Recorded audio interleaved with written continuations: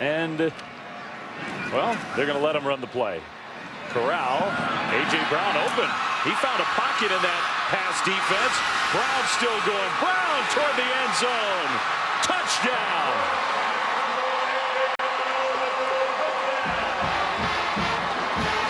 At the end of that, Abram trying to rip the ball away. He could not. 41 yards. Now the clock went to 0, and they let him. The ball maybe got snapped right at 0. Now here we go. We haven't had much of this. I give the players credit. A.J. Brown now. He threw a punch. And now Corral, the freshman, he's got his hand in the face mask. Helmet gets ripped off. So I was giving everybody credit for keeping their cool throughout this rivalry game. Now the cool is lost. Everybody charging out onto the field. And this could get ugly.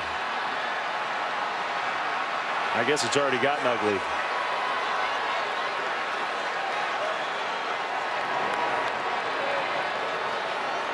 And Brown, who is from Starkville, and maybe no player more in the center of this rivalry than he.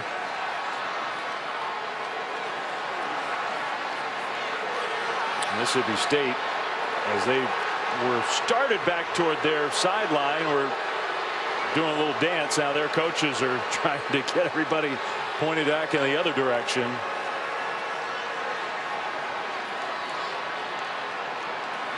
We still have a quarter to go.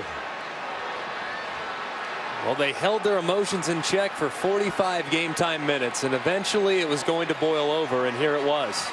Now you wonder if A.J. Brown is going to be able to play anymore in this game. Yeah, he looked like he threw a punch. You can see him at the top of your screen. Well, yeah, him and Abram exchanging punches. All of it on a play that I thought might not have even counted. And the clock went to 0, and I thought there was a little hesitation. And then after the play that was a touchdown, yikes, a couple of punches thrown. Corral got right in the middle of it. He got punched in the face. This one could take a few moments to sort out. The result of the play is a touchdown. After the play, unsportsmanlike conduct on all players from both teams. That will be their first unsportsmanlike conduct foul. With a flagrant personal foul, number 2 and number 3 of the defense. Number 2 and number 3 are disqualified. Flagrant personal foul, number 38 of the offense. Number 38 is disqualified. Those fouls all set. We will now do try. So that, let me get that correct. So we had two Mississippi State players who were disqualified. One Ole Miss player. Those numbers, I'm not totally sure they got the numbers right. Maybe they did. Then they called unsportsmanlike conduct fouls on everybody on both teams. Everybody. Counted as the first of the game, but the player disqualified. Already had one unsportsmanlike conduct foul in the game. This will be his second. He was disqualified. And Willie Gay, number 6, too, was disqualified because he had an unsportsmanlike earlier in the game. Right. When he threw the football, we saw a similar situation to that against Florida and Vanderbilt when there was a bench clearing situation. Right.